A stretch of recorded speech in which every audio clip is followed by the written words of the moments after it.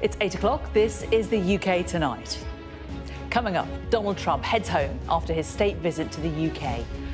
After yesterday's pageantry, today was all about business. Mr. Trump and Sir Keir Starmer hailing a multi-billion-dollar tech deal, but facing difficult questions from journalists, not least over the sacking of Lord Mandelson as the UK's man in Washington.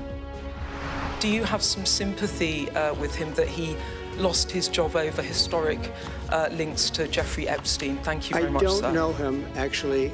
I had heard that, and I think maybe the Prime Minister would be better speaking of that. And the Princess of Wales is front and centre once again on a joint engagement with the First Lady, who'll be discussing the soft power on display this week. Also tonight, the first migrant is returned to France under the one-in, one-out deal. The Indian man left the UK this morning, but the policy faced another last-minute challenge this evening. We'll be live at the High Court. Plus, MPs sound the alarm on behalf of 1.7 million children with special educational needs in England, saying that without radical action, the school system could collapse. And putting the run in runway, I'll be talking to one of the lucky few who took part in this fun run with a difference at Glasgow Airport. All that to come and much more on the UK Tonight.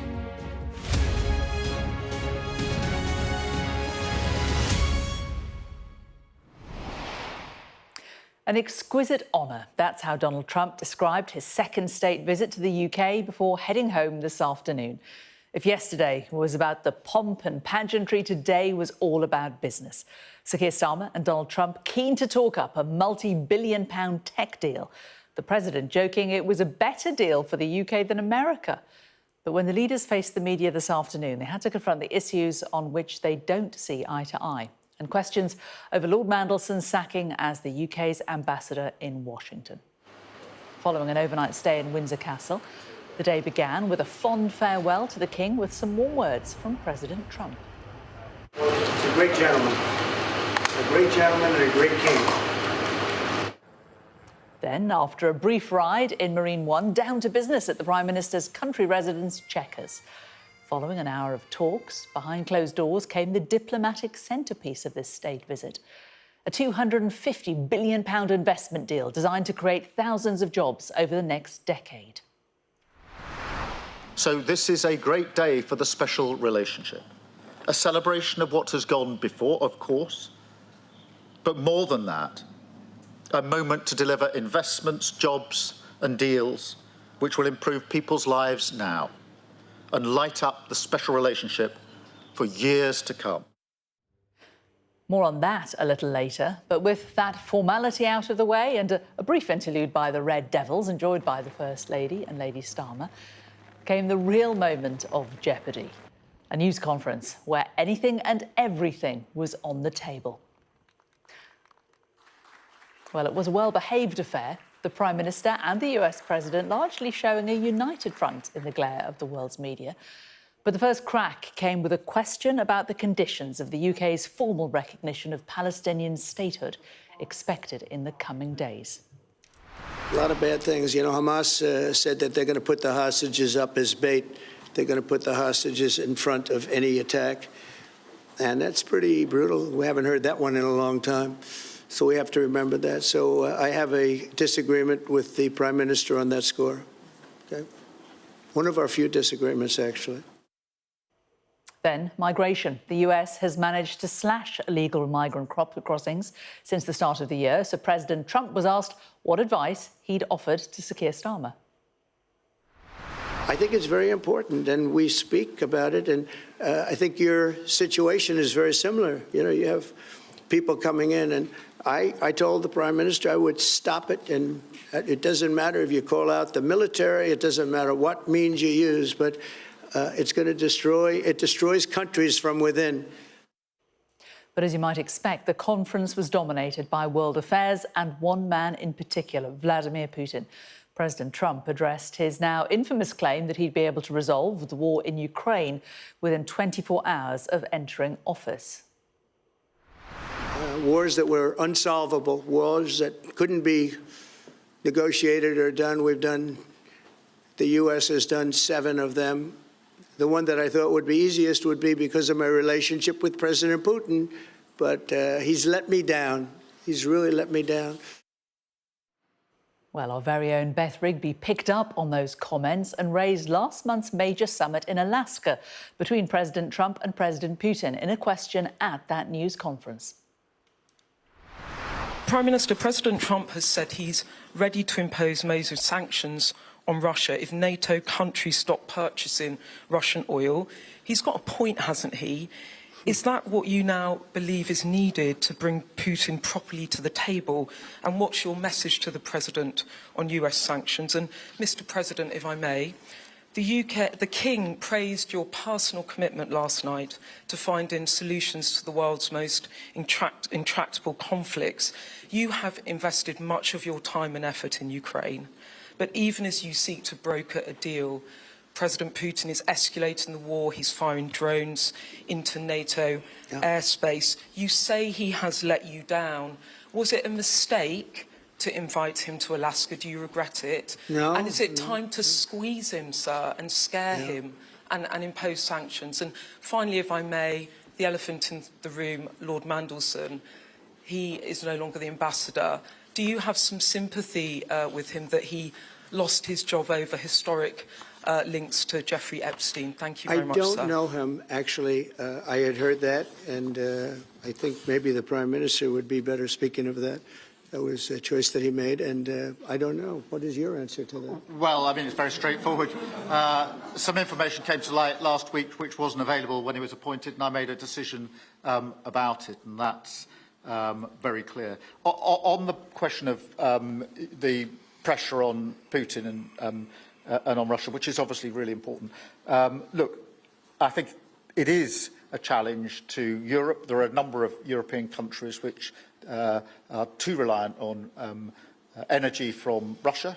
The UK actually obviously has almost got nothing at all, but we do need to bear down and work with our European counterparts here. There are one or two countries, I think, that do need to look again at the question of energy. There's no one silver bullet here. We do have to have a wider suite of sanctions, which we've put in place a number of times, working across Europe and with the United States. And, of course, we must, and we are, making sure that Ukraine is in the strongest position now, because one of my long concerns here has been that whilst we talk about a ceasefire, and we all want a ceasefire, and we talk about what might happen after a ceasefire, we mustn't forget that Ukraine needs our support now. And we've said we stand with Ukraine from the start to finish, and that means we must continue to supply them with what they need in order to fight this war, which, of course, resulted from and is a result of Russian aggression. We have particularly done the sort of leadership role in the coalition of the willing, so that if there is a ceasefire and if there is a deal, and I do hope there is, that is then lasting and not then broken, because given previous history, I don't trust Putin. Thank you. Very simply, if the price of oil comes down, Putin's going to drop out. He's going to have no choice. He's going to drop out of that war. And when I found out that the European nations were buying oil from Russia, and as you know, I'm very close to India. I'm very close to the Prime Minister of India. I spoke to him the other day, wished him a happy birthday. We have a very good relationship. He put out a beautiful statement, too. We have, but I said, you know, I sanctioned them. China is paying a very large tariff right now to the United States. But I'm willing to do other things, but not when the people that I'm fighting for are buying oil from Russia. If the oil price comes down, very simply, Russia will settle. And the oil price is way down. You know, we got it way down. We're drilling and we produce more oil than anybody else in the world. We're doing a lot. But I was disappointed to see that. And the Prime Minister was disappointed to see that. And it wasn't him. It was other countries. And you can't do that. You can't do that. You can't. That's not playing fair with the United States. And we can't have that. Thank you. Well, our chief political correspondent, John Craig, is in Westminster. John, let's go back to the beginning, really, with Beth's question. And Mr. Trump has quite a short memory, doesn't he, when it comes to Peter Mandelson? Well, there were gasps, I guess, when he said that, because we've all seen the pictures of Peter Mandelson in the Oval Office with the President, Vice President and various other top members of the US administration. Sir Keir Starmer clearly didn't want to talk about either Lord Mandelson or indeed Jeffrey Epstein. There's a photo of Lord Mandelson obviously looking quite amused by something the President said. Now, Peter Mandelson has claimed that the first time he walked into the Oval Office, and I don't know if that's the occasion there, the President said to him, "God, you're a good-looking fellow, aren't you?" Well, that's Peter Mandelson, never known for false modesty. But we've got evidence, more evidence of the fact that the two do know each other. On the 8th of May, there were talks in the Oval Office and an exchange between Lord Mandelson, the UK ambassador at the time, and President Trump. Here's that exchange. Two countries who trust each other, who are confident in each other and are familiar with each other, can do not just for ourselves, but for the rest of the world who need to benefit from a bigger and better international trading system. Thank you very much. It was beautifully stated. What a beautiful accent, too. I'd like to have that accent. Thank you. My mother would be proud. Thank you very much.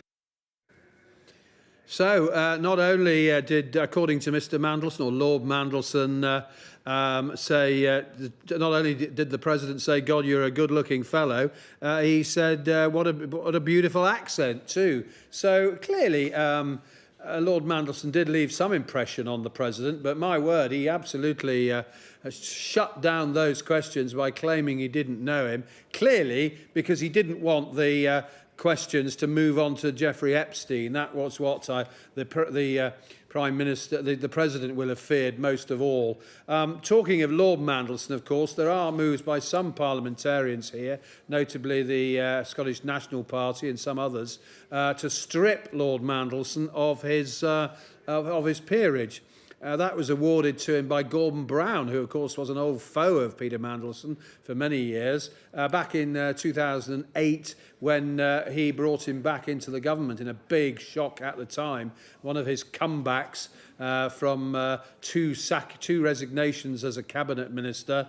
Well, I'm not sure there's going to be any more comebacks from Lord Mandelson after this, but with him, of course, you never know. Indeed. John, thank you very much. Well, let's get more on the tech deal signed by the US and the UK, described by the Prime Minister as a renewal of the special relationship for a new era. It's reportedly worth £150 billion. But speaking tonight at an event alongside the Chancellor, the US Commerce Secretary, Howard Lutnick, said that the investment would be even higher if the UK followed Donald Trump's lead. If the United Kingdom followed the rules of the United States of America, the investments announced today would have been 5 times larger from the technology companies. But they are afraid. They are afraid because they're not sure which way you're looking. Are you looking towards the United States of America for that lead? Or are you looking towards the disastrous European lead, which says we should regulate and regulate and regulate? Well, let's bring in our business and economics correspondent, Gurpreet Narwan, on this. So, Gurpreet, what are these rules that America would like us to abide by? Yeah, I'll get into that in a second, but I thought it was quite striking that Howard Lutnick took such a direct approach, cutting through the niceties very quickly. He's got a bit of a reputation for being a straight talker, for having, some would say, a brash style. He's known to be a bit of a trade warrior, the bad cop of the American administration. And he was true to form today while Peter Carl and Rachel Reeves were celebrating the investments, celebrating America and Britain's special relationship. And indeed, Howard Lutnick did do a bit of that. He also told us what he really thought about these investments and trade deals between the UK and the US. In terms of what regulations he was talking about, to answer your question, Jane, I think some of the major ones that the US tech companies have really had their eyes on are the online safety bill, which was introduced to protect people, mainly children, from harmful content online. The Americans say that this is censorship, that this doesn't chime with Western values. And then, of course, there's also the digital services tax, which the tech companies have been lobbying against for some time now. That's a 2% tax on the revenues of these companies, on the revenues they generate in this country. It's a way of trying to better capture some of the money that they're making here. But the Americans, as I say, have been lobbying against that. And that would have been part of the discussions behind the scenes at this state visit. The Americans pushing the Brits to water some of that down, saying stop looking towards the European Union, which takes a lot more proactive approach to regulating tech companies, focusing on data rights. The Americans a bit more reactive, kind of let the market do what it wants, and then get involved afterwards. As for Peter Carl, the business secretary, and Rachel Reeves, from the Treasury, she was speaking after Howard Lutnick. The two of them didn't get into any of that, didn't get into any of the difficulties or the nuances or the controversies surrounding this. They were pretty effusive of Howard Lutnick and of the American administration, talking about how great it was that they've secured all these investments and the trade deal that was, of course, struck up back in May. Gurpreet, thanks very much. Well, the royal family rolled out the red carpet for the Trumps yesterday, and the Princess of Wales was front and centre again today in a joint engagement with the First Lady. It was a prime example of the soft power the royals are known for. But what effect will the past 2 days have had on the US president?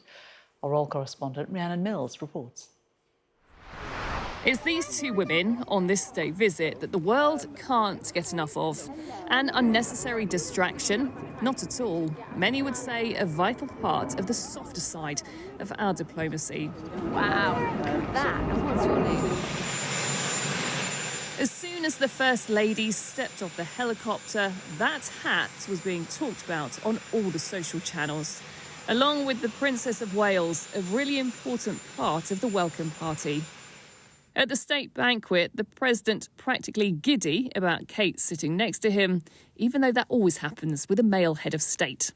Melania and I are delighted to visit again with Prince William and to see Her Royal Highness, Princess Catherine, so radiant and so healthy, so beautiful. It's really a great honor. Thank you. We have to talk about the outfits. Whether you like them or not, it is the ultimate power dressing, both giving American and British designers significant exposure. There probably aren't that many people that the First Lady can relate to in the same way, and I suspect that one frustration she shares with the royal women is that often the way she looks overshadows her work, which is why with the president dispatched off to Chequers, it was really important for her to have her own programme of engagements. Camilla showing off Queen Mary's doll's house and the library at Windsor to try and instead get us talking about their support for young people and education. You want to tell me what you're doing? But Camilla isn't maybe as popular back in America. You want to play the parachute? Yes. Okay, ready? So this is what the White House was waiting for. Melania, Kate and some scouts, and a message from both about children, nature and mental health. The great thing to watch today was to see the princess, our joint president, getting stuck in, making the artwork. At one point she was on the floor with the young people, creating these, amazing bits of art, using paints and using glue and using leaves and twigs and whatever else we found out here. And a similar thing for the First Lady as well. If you don't have your head stuck in the politics, these are probably the pictures of the day. Congratulations. Excellent job. We're told the children were given honey from the White House to go with biscuits made with honey from Kate's back garden in Norfolk. A final sweetener, you could say, in what has been the ultimate display of soft power. Rhiannon Mills, Sky News, at Windsor Castle. Well, to discuss how successful the state visit has been for both countries, I'm joined now by former diplomat Alexandra Haw-Haw. Lovely to talk to you today, Alexandra. So, let's look at this from President Trump's eyes, first of all. The carriage rides, the pomp, The banquet last night, the fantastic photo opportunities. I mean, there's no doubting that he's going to feel that this has been a great trip.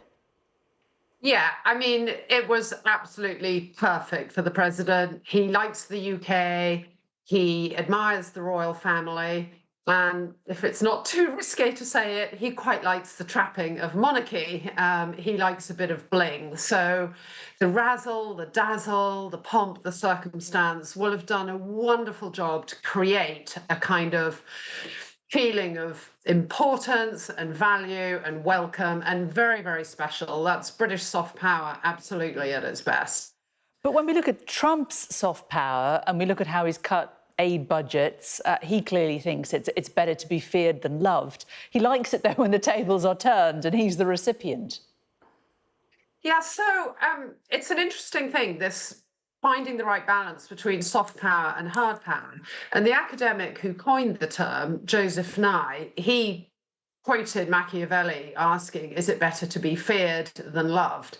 And Joseph Nye's view was that it's better to be both. And I think the challenge for the president is he's just come in and experienced British soft power, but he himself is busy dismantling America's soft power and damaging its brand internationally, because the image of America that is being reflected around the world in a lot of videos and memes is of women being dragged out of cars by masked men, of foreign nationals being shackled and flown off home. For the business community, the raid on the plant in Georgia, which saw over 300 Korean nationals shackled and sent home, absolutely sends shockwaves. So the US is trying to attract investment into the US, but then it's also sending a really negative business about how it views foreigners. And then you have the shooting of Charlie Kirk and the very extreme reactions around that. And so there is a very different image of America which is being portrayed to the world. And I've spoken to people around the world who say, whenever I talk to them, that's the first thing they want to talk about. What on earth is going on with these ICE raids? So America is leveraging its hard power under Trump. It is neglecting its soft power. And soft power... I wonder if you think this visit might have shifted something for President Trump. Might he be encouraged to play a little bit more nicely? That would be a very good idea. I mean, I have to say, the images that you just showed there of the First Lady Melania Trump playing with the kids, with the Princess of Wales, I have never seen her looking sort of smiling and relaxed. And it looked to me, just from the clip you were showing, that initially she sort of stood rather upright, whereas Kate, as usual, sort of got down on her knees and was sort of interacting with the kids. And once Melania decided to do the same, the vibe was completely different. And she also, she was smiling and she was looking relaxed. So she has that ability to soften the hard edges of Donald Trump. I'm not saying this is the serious issue of international diplomacy and politics. Ultimately, it does come down to hard power, the strength of your economy, the network of your relationships. But the human touch helps supplement. And that's what this visit was about as much as anything else. It's not just the deals that were immediately signed. It was the network of connections that were forged, the business leaders that came over, all the side conversations that would have been happening at the cocktail receptions, at the accompanying events. And that is hopefully going to translate into more substantive cooperation further down the line. So it's not just what happened in the last 2 days, it's have we built up longer term goodwill. But when we look at these images from the banquet last night, I mean, it is just utterly splendid, isn't it? It's difficult for the US to reciprocate. They don't have that cultural heft, do they? They don't have the grand halls and all the old chandeliers and the gold plates. Watch this space. Donald Trump is building a ballroom attached to the White House. And those of you who keenly watch Oval Office press conferences, which is rather sadly what I do quite often, will notice there is an increasing amount of gold that is appearing in that Oval Office. Bit by bit, the White House is becoming gilded. I personally think there will be a backlash to that because Americans, yes, they have an affection for the British royal family. Yes, they like tuning in and watching royal weddings and things. But I often have British friends say, but Americans, they just love the monarchy, don't they? And I always have to say to them, no, America is a republic. So they like watching it, like you like watching celebrities at Hollywood. It doesn't mean they want the same for themselves. And it was very telling for me that in the protests earlier this summer against the Trump administration, protesting some of his actions, the tagline of that was "No Kings." So Donald Trump has to be a little bit careful that he doesn't sort of become too imperial or too monarchical himself. There will be a backlash to that here. Alexandra Hall, really great to talk to you tonight. Thanks so much for giving us your time. Thank you. Well, still to come on the UK tonight, the UK sends back the first illegal migrants to France under their one-in, one-out returns agreement. But will it deter the small boat crossings?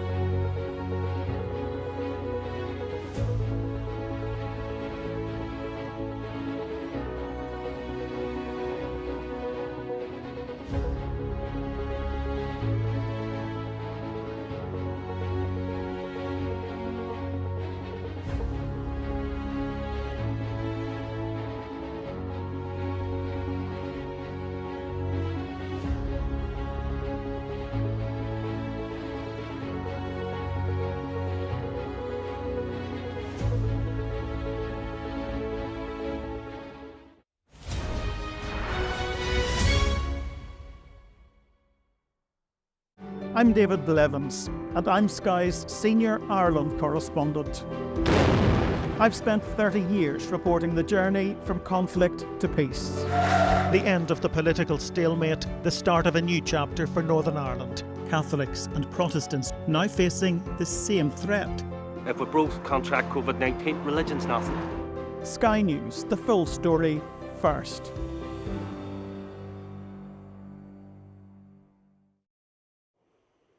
The first migrant has been returned to France as part of the one-in, one-out agreement. The Indian man left the UK this morning, but the policy faced another last-minute challenge this evening at the High Court.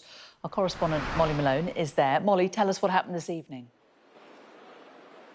Well, we so often have these last-minute emergency hearings when it comes to cases like this, and today really was the latest example of that happening. This was the case of an Eritrean man who arrived here in the UK on a small boat back in August, but his barristers here at the High Court today had been arguing that he was a victim of human trafficking, and they wanted to delay his transportation to France because they feared that his case wouldn't sufficiently be heard once he made it back to France under this one-in, one-out deportation scheme that the UK government agreed with France back in July. The judge, though, disagreeing, saying that his removal should take place just after 6 o'clock tomorrow morning, and in fact, and I quote, saying that it was of significant public interest that his removal should happen. So the government will no doubt see this as a small win, and a small win which they can add to the fact that, as you say, the first deportation under this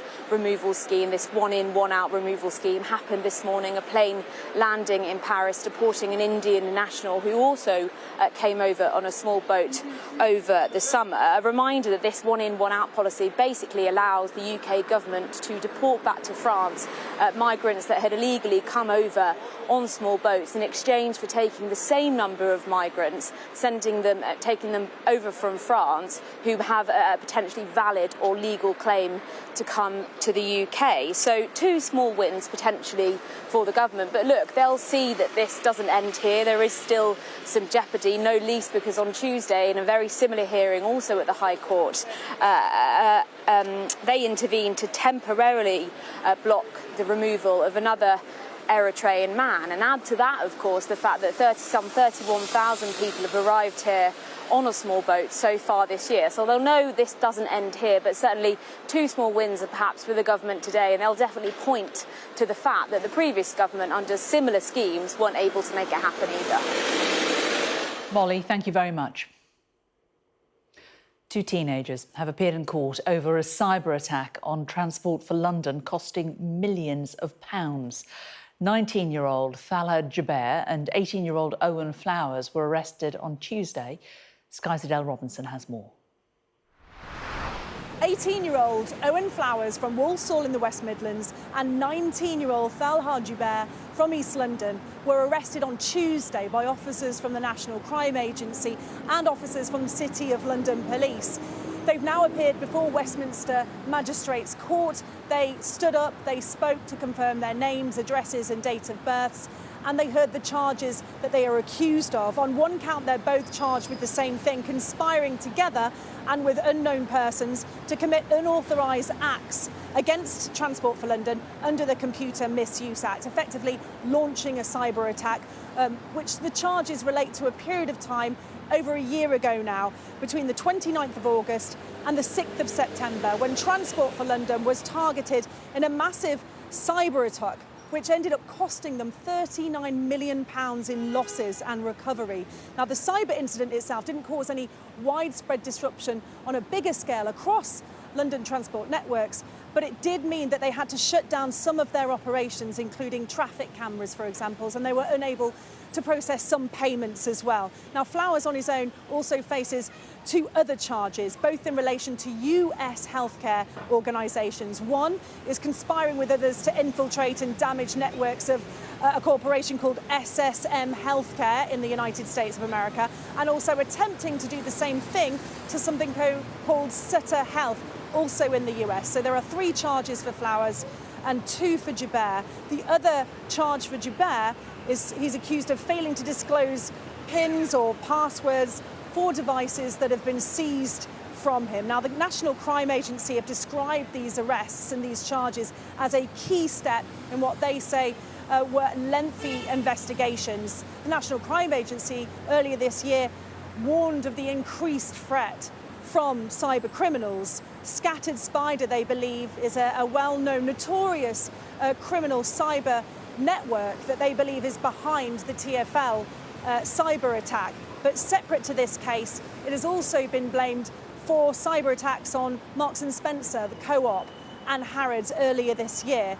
Now, both defendants were remanded into custody, and they have now been told they will be appearing at court again at Southwark Crown Court on the 16th of October. Adele Robinson there. Still to come on the UK Tonight, we'll explain quantitative tightening as the Bank of England holds interest rates at 4%.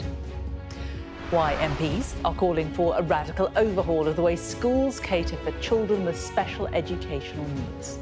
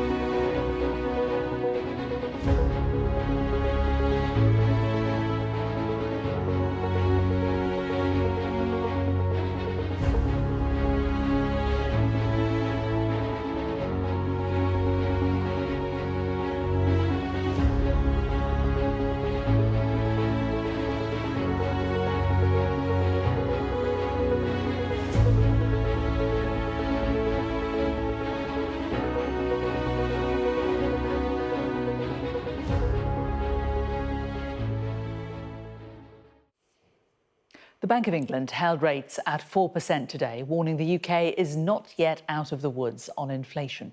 The bank also announced that it's scaling back the rate at which it's selling government bonds, a process known as quantitative tightening. Our economics and data editor, Ed Conway, explains. Now, normally when we're talking about the Bank of England, we're talking about this, interest rates. That's the main thing that they're famous for, isn't it? And this is what's happened to interest rates in recent years. They were kind of rock bottom through this period. That was a financial crisis there. You've got the referendum, you've got COVID, and they've been coming up. And they went up to kind of 5.25%, but they've come down now. And so 4% is where they are. And the bank just recently said, look, we're leaving them at 4%. But that's not the thing I want to talk about. I want to talk about something else.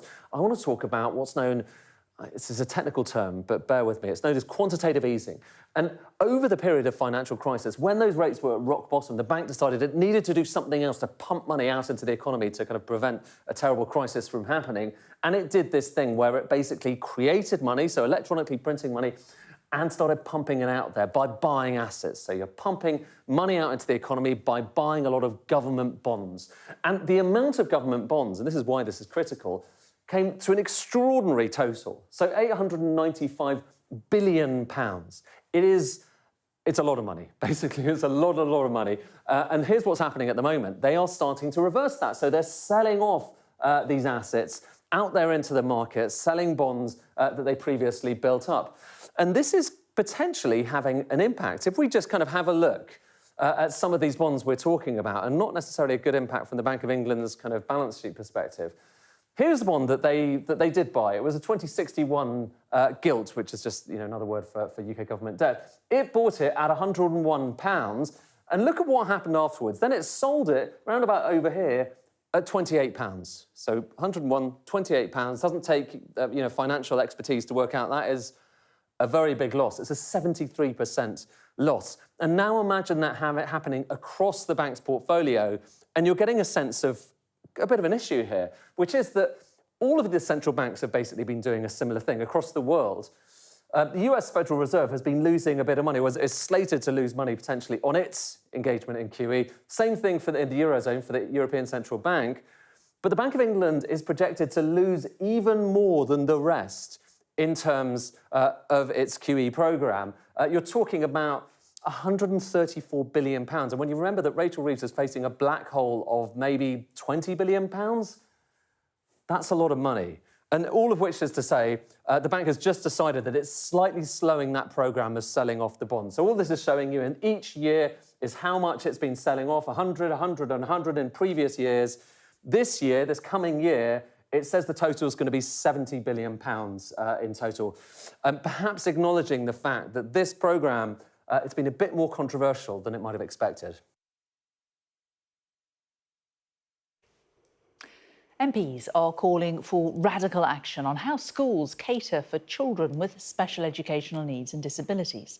As many as 20% of pupils in England have been identified as having special educational needs. That is 1.7 million children. Well, I'm joined now by our education reporter, Anjum Peer-Backus. Anjum, lovely to have you here. So tell us what the report says. So it's an incredibly thorough and detailed report. They've made 48 recommendations, and this is the Education Select Committee, chaired by Helen Hayes. And they've really taken the issue seriously and looked into lots and lots of different voices, including parents, and across the sector. They've spoken to schools and really voiced the concerns. They've really identified some of the issues in the sector, especially with regards to special educational needs and disabilities. And the main emphasis that's come out of this report is how they would like inclusive mainstream education to be modified to accommodate children with those special educational needs and disabilities. And so when I spoke about this with the MP, she said to us that it wasn't instead of specialist provision, because there was a worry that all of the children would then be channelled into mainstream education. Because obviously special educational needs it's a huge rainbow from one end to the other, isn't it? There's an absolute array of needs that children are experiencing, and their needs are so diverse and so different. So we did talk about that in quite a lot of detail, and the concern that I had when I spoke to parents and also to the sector was that they were worried that all of the children would be channelled into mainstream, and her view was that that was not the case. And where specialist provision was necessary, specialist provision should be provided by the state and locally. So I've also spoken to families who are having to send their children, you know, on an hour's journey or an hour's commute to be able to access the appropriate provision for their child. Another concern from parents and the sector has been around education healthcare plans, EHCPs. And there's been a lot of anxiety from parents and people who are campaigning in this area that EHCPs might be diminished or removed. And so when I asked Helen Hayes about this, this is what she said in particular with regards to EHCPs. We are clear that the government shouldn't be making any changes to EHCPs as they currently work. They are a really important statutory part of the system. There will always be children who need them. And in addition to that, we know from all of our evidence that the trust and confidence of parents in the SEND system is non-existent right now. So we believe that any conversation about reform that starts with a reduction in current entitlements, it isn't going to rebuild trust and confidence. It's going to make parents more anxious. So, Andrew, what does the Department of Education have to say about it? So the Department for Education gave us a response, and we're going to be able to see that graphic shortly, I imagine, with the department's response. And they're very keen to remedy the situation. They've said to us, this report highlights the deep-rooted issues which have plagued the SEND system for far too long. And Bridget Phillipson said, I am continuing to listen closely to families, teachers and experts as we put together plans to transform outcomes for every child with special educational needs and disabilities, building on the work we have already started. Parents, though, I mean, you talked about the EHCPs, and this is the thing that parents have to get when they get their child assessed in the first place.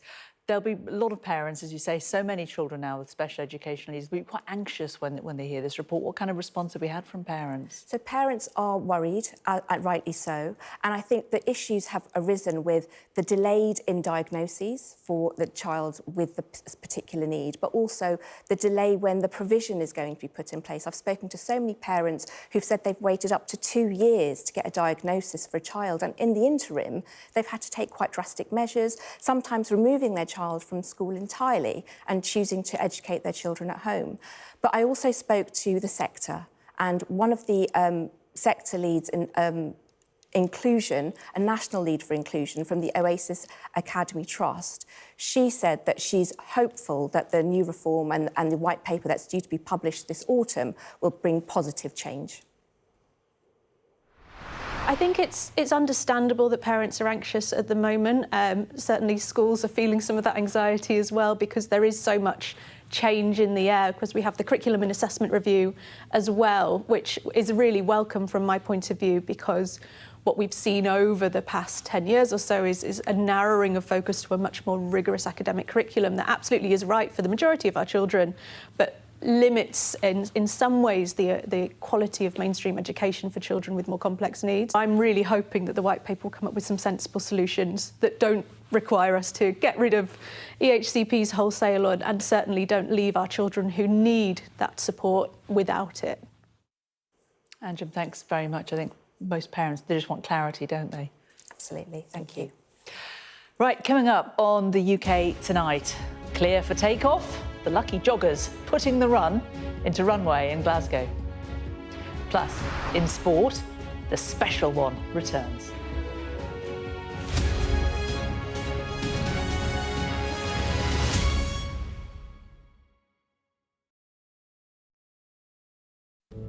I'm Cordelia Lynch, Sky's Asia correspondent, based here in Bangkok.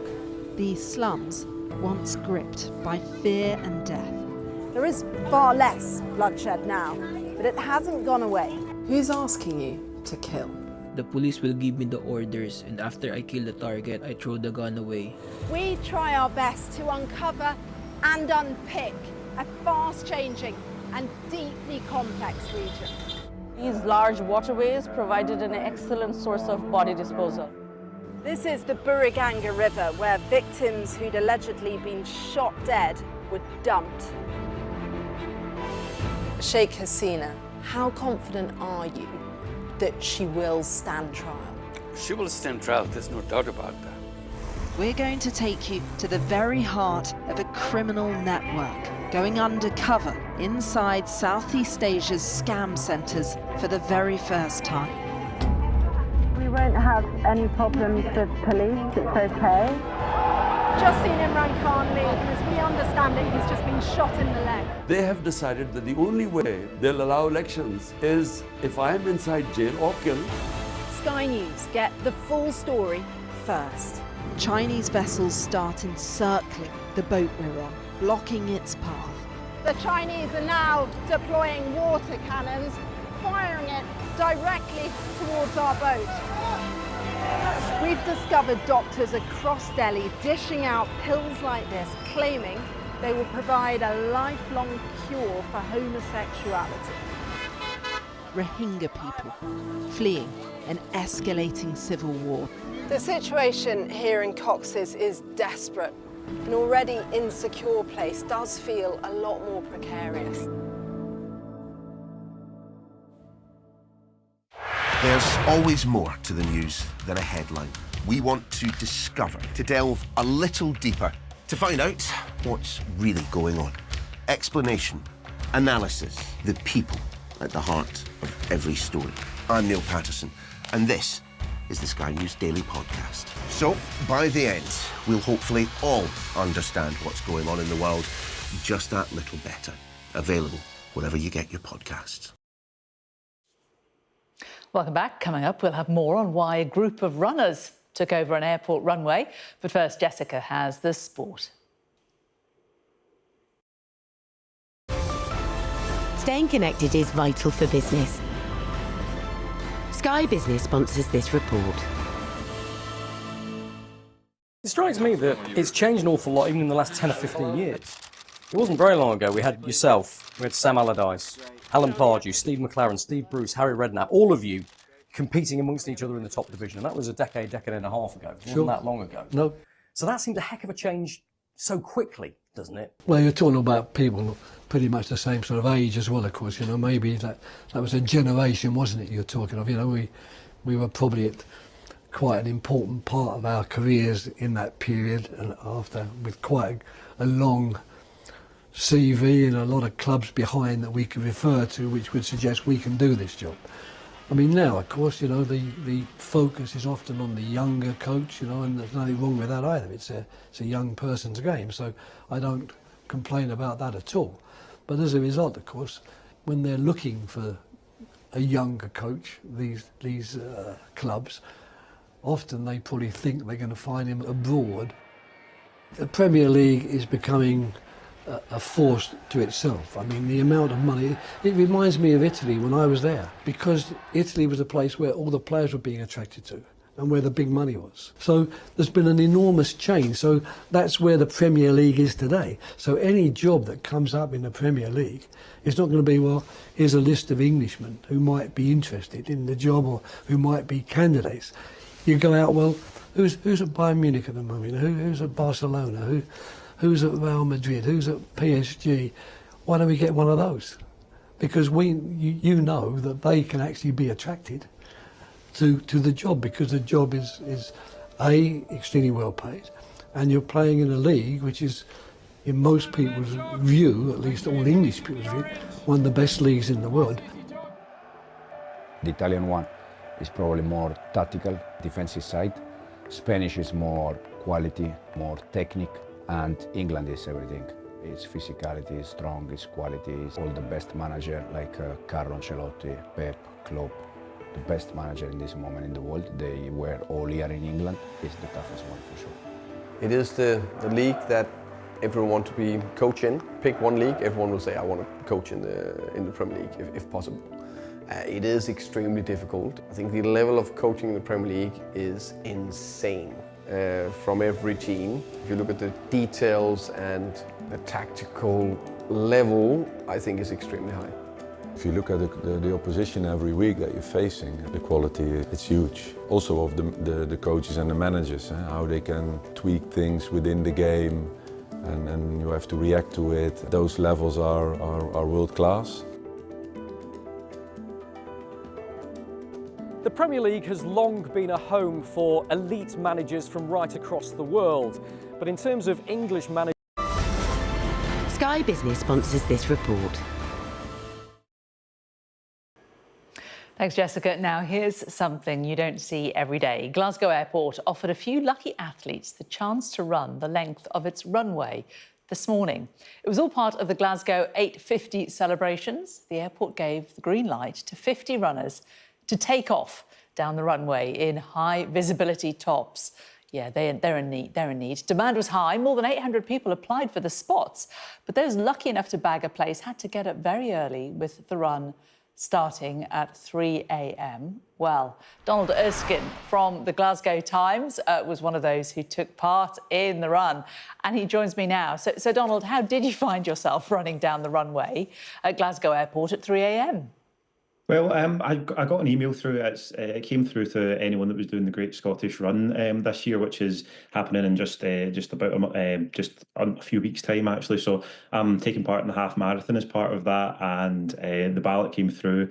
And of course, it's a bit of a once in a lifetime opportunity to run the runway at Glasgow here, where I've flown from just about every trip I've ever left the country from. So I jumped at the chance, and unfortunately I didn't actually get in the ballot, but journalism being journalism, and everyone wanted to put us up to having a few experiences and writing about them, I managed to get in through the kind of media side of things. So I was very, very lucky to join the rest of the runners and take part in what was an extraordinary experience this morning, to be honest.